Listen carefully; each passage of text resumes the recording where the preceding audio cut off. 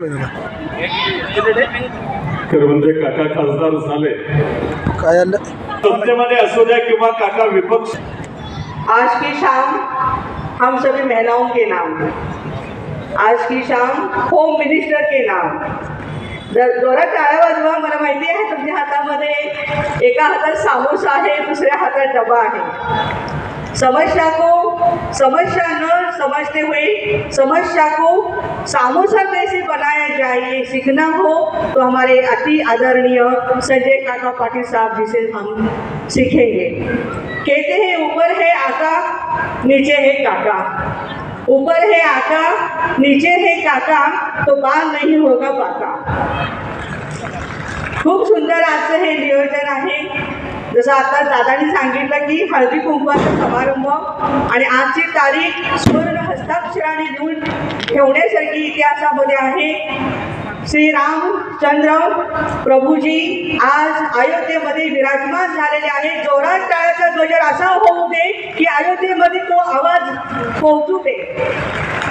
संपूर्ण भारतच नव्हे संपूर्ण विश्वामध्ये राममय वातावरण झालेलं आहे। प्रत्येकाच्या मनामध्ये राम आहे, प्रत्येकाच्या घरामध्ये राम आहे आणि प्रत्येकाच्या कर्मामध्ये आज राम आहे। आणि हेच श्री प्रभू रामचंद्रांच्याकडून आम्हाला शिकायला मिळतं। एक वचनी, एक पत्नी आणि एक बाणी, मर्यादा पुरुषोत्तम श्री रामचंद्र। आणि प्रभूजींचं हे गायन एवढ्यासाठी केलेलं आहे की आमच्या भारत भूमीला सुजलाम सुफलाम करणारा, स्वर्णिम भारत घडवणारा आजचा हा इतिहासातला हा दिवस आहे। आणि आज प्रभूजी आलेले आहेत। आज आए हे राम, कल आएंगे श्याम। कारण मथुरेला सुद्धा वृंदावनमध्ये कान्हाचं खूप मोठं अजून सुद्धा मंदिर व्हावं ही सर्व जनमानसांच्या पर्यंत सर्वांची इच्छा आहे आणि ते होणार।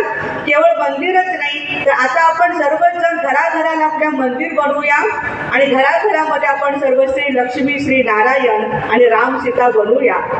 बनणं अवघड आहे का? नाही, कारण आज तुमचं रूप जे आहे ते साक्षात लक्ष्मीचं रूप मला इथं पाहायला मिळत आहे। खूप तुम्ही सुंदर दिसताय, सुंदर सजून आलेले आहात आणि हे सौंदर्य जे आहे ते भारतीय संस्कृतीचं सौंदर्य आहे। भले ती गरीब असेल तरी सुद्धा छान नटेल, भले तिच्याकडे दागिने नाही आहे सोन्याचे पण बेंटेक्सचं असं ते घालेल आणि मिरवेल जरूर। कारण एकेकाळी लक्ष्मीचं वैभव आपण सर्व माता भगिनींनी उपभोगलेलं आहे। आदरणीय वहिनी साहेबांनी खूप सुंदर हे आजचं नियोजन केलेलं आहे की महिलांना बाहेर यायला वाव मिळावा, आल्याच पाहिजेत, महिला संघटित झाल्या पाहिजे। आणि आजचा हा जो दिवस आहे प्रभू श्री रामचंद्रांचा तो तुम्हा सर्वांना खुशी, आनंद, सुख आणि समाधान देणार आहे। त्याचबरोबर 2024 हे जे साल आहे हे सर्वांना उत्साहाचं आणि स्वर्णिम भारत भूमीचं हे युग आहे। आणि म्हणून यासाठी आज आपण सर्वच महिलांनी एक छोटीशी प्रतिज्ञा करूया।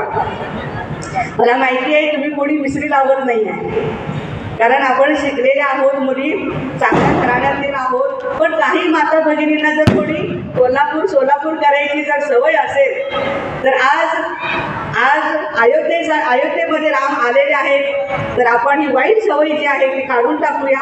आणि इथं पुरुष मंडळींना एंट्री नाही आहे, पण जे सेवादारी इथं बसलेले आहेत, जे काही साऊंड डिपार्टमेंट आहे, लाईट डिपार्टमेंट आहे, कुणालाही थोडंसं जरी तंबाखू, बिडी, सिगरेट किंवा दारू अशा प्रकारचे काही व्यसनं असतील तर ते सुद्धा आपण टाकूया, कारण आपल्याला मर्यादा पुरुषोत्तम राम बनायचं आहे।